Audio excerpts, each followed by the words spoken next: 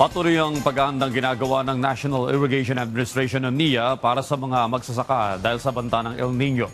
Sa inilabas na datos ng Pag-asa, 79% ang posibilidad na magkaroon ng El Nino sa bansa at nakita ng ahensya ang mga lugar na vulnerable sa El Nino. Bahagi rin ng kanilang proyekto ang itinayong mahigit sa 2,000 solar pump irrigation projects sa buong Pilipinas.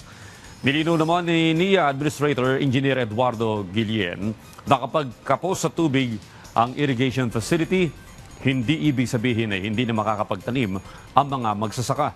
Maaari niyang magtanim ng high-value crops ang magsasaka.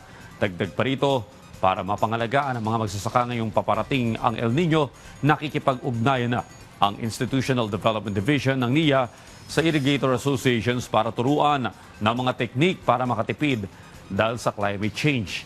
Hindi rin anya nawawala ang pagtutulungan ng mga ahensya ng pamahalaan para mapaigting ang mga programang tutulong ngayong pabago-bago ang panahon.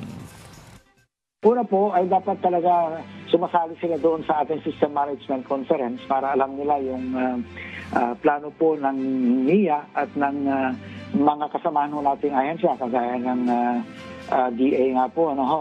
And of course, wag sila mag-alala dahil ang presidente talagang seryoso po na tulungan sila at mobilize po niya ang different government agencies para po makatulong sa ating mga farmers. Nandyan po yung DOLE, nandyan po yung DSWD.